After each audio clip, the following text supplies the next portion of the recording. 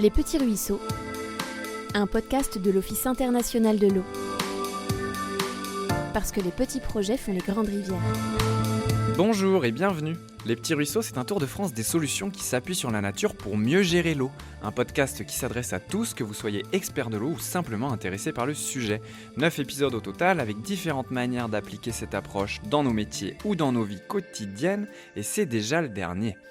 Je m'appelle Maxime et pour finir en beauté, on va mettre le paquet et partir pour le sud, à la frontière des Alpes de Haute-Provence et du Var, rencontrer Laurence Despiers, qui est maire d'une petite commune de 600 habitants. Alors, je suis Laurence Despiers, je suis maire de Saint-Martin-de-Brome depuis mai 2020. Saint-Martin-de-Brome est une commune des Alpes de Haute-Provence, dans le parc naturel régional du Verdon. Et c'est une commune qui a la chance d'avoir un patrimoine architectural très riche, avec une tour qui est classée monument historique et une église qui domine le village. Et elle a d'autres atouts, en particulier une très belle rivière. Le Colostre, un affluent du Verdon. On est vraiment à la confluence Colostre-Verdon. On a déjà parlé de la notion de bassin versant dans l'épisode 7, mais j'y reviens quand même.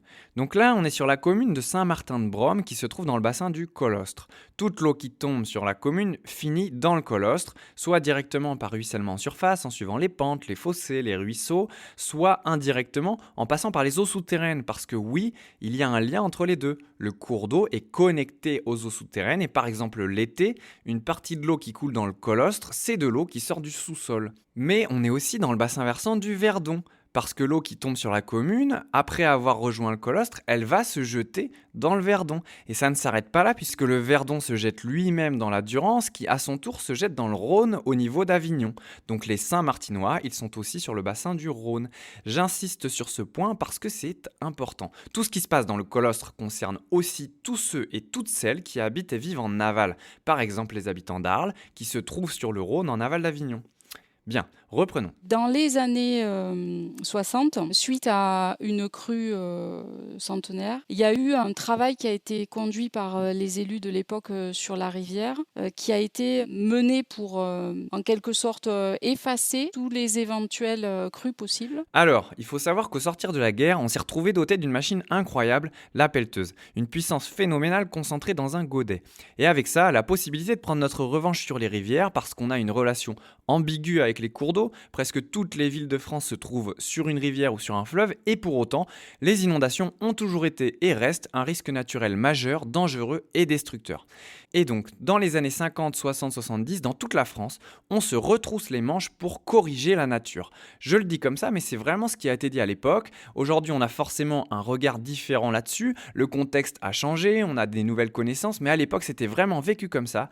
La modernité qui arrivait dans les campagnes en pelleteuse pour enfin se protéger des inondations. Donc elle a été canalisée par un système de merlon. On a refait son tracé toute droite pour que finalement la rivière fuit très vite vers la confluence du Verdon. Et voilà, une mesure très efficace localement, sauf que le territoire de l'eau, c'est le bassin versant, qu'on le veuille ou non. Et comme ces travaux ont été faits à peu près partout en France, à peu près dans les mêmes années, eh bien les risques d'inondation plus en aval ont été accentués, vous l'aurez compris. Ces travaux font des rivières des autoroutes, la flotte file à toute allure. Mais c'est pas parce qu'elle file qu'elle disparaît, elle va juste plus vite vers l'aval. Et puis, ces travaux ont aussi impacté les espèces vivant dans le cours d'eau, parce que la majorité des habitats disparaît du jour au lendemain. Et ça, les anciens, ils en parlaient parce que forcément, à partir de là, il y a eu perte des écrevisses, les truites. Tout ça va disparaître assez rapidement. Ce qui nous amène au titre de cet épisode, la renaturation du colostre. Le projet de renaturation du colostre est en fait un projet qui a démarré plutôt sous un angle réglementaire, se conformer à la réglementation de suppression des seuils qui sont bloquants pour toutes les espèces vivant dans la rivière. Ça, c'est le point de départ. L'obligation légale de retirer 2 seuils, c'est-à-dire des petits barrages, qui n'avaient plus d'usage sur le cours d'eau. Pourquoi ? Essentiellement pour 2 raisons. La première, c'est permettre à la faune aquatique de passer, essentiellement les poissons. On appelle ça la libre circulation piscicole, parce que les poissons, ils utilisent une portion assez grande de la rivière. Il y a même des espèces qui remontent depuis la mer. Donc forcément, les seuils sont un problème pour eux. Et puis, rendre possible le passage de l'amont vers l'aval des sédiments, donc les petits graviers, les limons, le sable, etc. Parce que ça va jouer un rôle dans la morphologie du cours d'eau plus en aval, dans la mesure où c'est ça qui constitue le lit de la rivière. On appelle ça rétablir la continuité écologique et sédimentaire. Mais De ce point de départ, très vite, le projet prend une dimension plus large. Avec le parc naturel régional du Verdon, dès 2014, ont été lancées les premières études dont le but était un peu de voir ce qu'on pouvait réaménager, reméandrer la rivière et redynamiser en fait la biodiversité au-delà de supprimer ces seuils. Donc ce projet de renaturation du colostre, comme l'a dit Laurent, c'est pour lui redonner une morphologie, un tracé plus naturel, ce qui va permettre de ralentir l'eau qui va devoir suivre le tracé sinueux de la rivière avec des virages qu'on appelle les méandres. Elle va frotter dans les berges, dans les racines et ça va dissiper une partie de son énergie, dit autrement, ralentir un peu ou du moins empêcher l'accélération des écoulements. Il y aura plus de débordements, c'est sûr, puisque ces travaux redonnent accès aux rives à la rivière, mais mieux vaut de petits débordements tout du long de la rivière que de tout concentrer au même endroit. D'autant qu'on n'est pas bête, on va favoriser les débordements là où ça fera le moins de dégâts. Les intérêts de la renaturation dépassent évidemment les seules inondations. Parce que par exemple, si l'eau reste plus longtemps dans la rivière, ça lui laisse un peu plus le temps en hiver pour s'infiltrer et donc recharger les nappes, etc. On poursuit. C'était un projet qui était sujet en fait à de multiples questions, à la fois de la part des élus et énormes questions côté Saint-Martinoise. Les gens tout de suite nous ont dit, mais dans les années 60, on nous a dit que c'était bien, qu'il fallait protéger de la rivière en construisant ces merlons. Et aujourd'hui, alors, vous nous dites qu'il faut reméandrer la rivière. Ah bah ça, on imagine que pour ceux qui ont connu les travaux des années 60, ils doivent avoir l'impression qu'on marche sur la tête. Mais très vite, les premières études ont confirmé que dans le colostre, il y avait bien un problème. Et après plusieurs études, on s'est aperçu en fait que la rivière était complètement vidée de son sens écologique. Il y avait très peu de poissons en fait. Donc on a été convaincus de l'importance en tout cas de faire quelque chose. La commune se lance donc dans l'élaboration du projet de renaturation, appuyé par le PNR du Verdon et par un bureau d'études qui s'appelle Riparia. Mais, et c'est là que ça devient très intéressant, cette élaboration ne s'est pas faite seulement sur le plan technique. Le rapport des Saint-Martinois à leur rivière a été pris en compte, à commencer par Laurence elle-même, puisqu'elle était Saint-Martinoise avant de devenir maire. Moi, Saint-Martinoise, ayant une mémoire liée au colostre, et puis également propriétaire riveraine de parcelles en bord de colostre, il m'a tout de suite paru évident qu'il fallait emporter l'adhésion de tous les propriétaires et de tous les usagers de la rivière. Donc j'ai demandé, en associant bien évidemment d'autres élus, de pouvoir rencontrer ou à minima échanger par téléphone avec tous les propriétaires riverains et les usagers du bord du colostre. Et on a, en plus d'avoir exposé le projet, on a aussi pu développer tout le lien humain avec la rivière. On a permis aussi l'expression, on a passé beaucoup de temps à écouter, y compris agriculteurs et éleveurs, dans les inquiétudes qu'ils avaient. On a aussi beaucoup écouté les anciens qui nous parlaient de leur colostre avant, qui était très différent de celui que moi j'avais connu enfant. Et finalement, tout ça rassemblé, on a réussi à emporter l'adhésion de tous. Et il y a même, à ce moment-là, une étude sociologique qui est réalisée sur le territoire. Alors, les objectifs, c'était vraiment d'arriver à démontrer les liens qu'avaient les Saint-Martinois avec la rivière, ou qu'ils n'avaient plus, ou la perception qu'en avaient les nouveaux arrivants sur le village. Et finalement, il y avait ces axes-là de réflexion, comment on est relié à la rivière Colostre. Donc le sociologue, il a pris énormément de temps à récolter l'information et ça a donné un rendu physique un jour d'été au bord de la rivière avec donc la majeure partie des participants, mais pas que. Il y avait aussi pas mal de personnes qui n'avaient pas été interviewées, mais qui étaient présents pour écouter ce qu'avait à nous expliquer de ce qu'on avait dit finalement le sociologue. Donc c'était fort intéressant de s'apercevoir qu'il y avait un imaginaire très fort pour les gens du village de cette rivière. Moi, personnellement, j'avais un ressenti qui était celui d'être totalement déconnectée d'elle depuis longtemps, alors même que quand j'étais enfant, on était plus proche d'elle. Alors, qu'est-ce qui nous coupe? Est-ce que c'est l'âge? Enfin, ça ouvrait à plein de questions. Et là où j'ai été surprise, c'est que c'est un peu l'interdit traverser la route pour aller à la rivière, hein, au village. Et cet interdit, il est transgressé. Et en fait, les enfants ont énormément de souvenirs au bord de la rivière. Alors, je dis les enfants, mais ça va de 10 ans à 18 ans. Et ils ont exactement les mêmes souvenirs que ce que j'avais enfant, en fait. Tout le monde a un rapport à la rivière et des souvenirs qui lui sont propres. Alors il y a une idée qui germe. Pourquoi ne pas utiliser toute cette matière pour en faire quelque chose d'autre, par exemple un spectacle?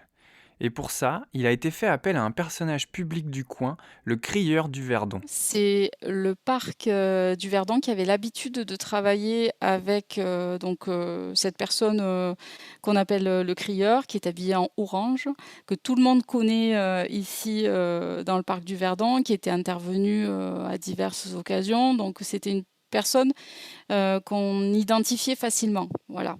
Et c'est surtout quelqu'un, donc c'est un artiste, mais qui a la sensibilité telle qu'on a envie de lui parler. Et l'idée, c'était ça, c'était vraiment que les personnes qui avaient des souvenirs autour de la rivière, puissent facilement se confier. C'était vraiment de l'ordre de la confidence, ce qui lui a été dit, hein. Peut-être que vous ne savez pas ce qu'est un crieur public. J'ai eu la chance de partager un repas récemment avec Hippolyte, qui est crieur mais en Mayenne, et qui m'a raconté l'histoire de cette profession. Le crieur public est jusqu'au 19e siècle une personne dont le métier est de crier au public des informations, souvent des infos officielles mais aussi des petites annonces qui n'ont été déposées un peu comme Le Bon Coin. Et puis, sans surprise, cette profession tombe dans l'oubli au XXe jusqu'à ce que Fred Vargas en parle dans un bouquin en 2001, Part vite et revient tard, et ça donne l'idée à un comédien de Lyon de devenir crieur. Et c'est comme ça que le crieur public fait son retour, et très vite il y en a d'autres qui voient le jour, et aujourd'hui, si je dis pas de bêtises, de mémoire, il y en a une trentaine en France, mais ça faudrait vérifier cette info. Donc, le crieur du Verdon vient à Saint-Martin. Il fait le tour des habitants, un peu comme les sociologues, et il note tout ce qu'ils lui disent, toute leur mémoire. Et à partir de ça, il monte un spectacle qui s'appelle « À la guinguette du colostre ». Alors le spectacle à la guinguette du colostre a été joué à plusieurs reprises. Il y a eu une captation qui a été aussi réalisée. Il a bien entendu été joué à Saint-Martin-de-Brome, mais dans les communes avoisinantes aussi. Et moi, ce que je disais, c'est que c'est une sorte de Madeleine parce que c'est pour tous les Saint-Martinois, ça a été un moment de bonheur de retrouver un peu les souvenirs qu'avaient nos anciens ados ou jeunes adultes au bord de la rivière, et en particulier de se retrouver à cette fameuse guinguette du colostre qui a réellement existé. C'est fort ça. Non seulement le colostre fait le lien entre l'amont et l'aval de son bassin versant, mais à travers ce spectacle, il devient un lien entre tous les Saint-Martinois à travers les âges. On voit bien que c'est pas seulement un projet de restauration de la continuité écologique. Ça va plus loin que ça, c'est un projet pour toute la commune, c'est un projet de territoire. Vous l'aurez compris, ce qui m'intéresse beaucoup dans ce projet, c'est tout le autour. Mais bon, on va quand même faire une petite pause technique pour laisser à Laurence le temps de nous décrire rapidement en quoi concrètement ont consisté les travaux de renaturation. C'était en 2020. Restaurer le colostre, ça veut dire tout d'abord, on sélectionne les arbres qu'on va maintenir sur place. Pas forcément que des arbres vivants, mais des arbres morts aussi, parce qu'ils sont réservoirs en espèces animales, parce qu'ils sont aussi l'endroit où vont se nourrir les chauves-souris, par exemple. Donc il y a ce travail-là qui est fait en premier lieu. Ensuite, ça va être des travaux très mécaniques de reméandrage de la rivière à sec. Donc pour ça, il faut dévier le cours d'eau, reméandrer, recréer son lit. On a déconcressionné le fond de la rivière. On a réaménagé à peu près 1 mètre, 1,50 m de matériaux en fond de rivière. Donc on a fait remonter le lit de la rivière sur tout son linéaire là concernant la partie saint-martinoise, c'est-à-dire 2 km. On remet le lit en place, on remet la rivière en eau et on va replanter. On va replanter bien évidemment des essences qu'on aura sélectionnées, qui sont des espèce endémique, et on va vérifier dans les temps de crue comment la rivière se comporte. Et donc 2 ans après, ça fait tôt pour avoir du recul, mais est-ce qu'il y a déjà des résultats qui sont visibles? Depuis, la rivière, elle a essuyé les premières crues là, depuis la fin du chantier, donc on est rassuré, les réessuyages sont rapides. Ça veut dire que la rivière va retourner assez rapidement et sereinement dans son lit, sans causer de gros dégâts. Le colostre fait l'objet de suivi pour voir comment il évolue suite à ses travaux, donc affaire à suivre. Cet exemple, il me touche particulièrement, parce qu'il démontre que l'intérêt de restaurer les milieux naturels, de s'appuyer sur la nature pour mieux gérer l'eau, c'est pas seulement la prévention des inondations, des sécheresses ou encore la préservation des chauves-souris, bien que ce soit des objectifs qui sont déjà suffisants tout seuls. Mais pour moi, ça va plus loin que ça.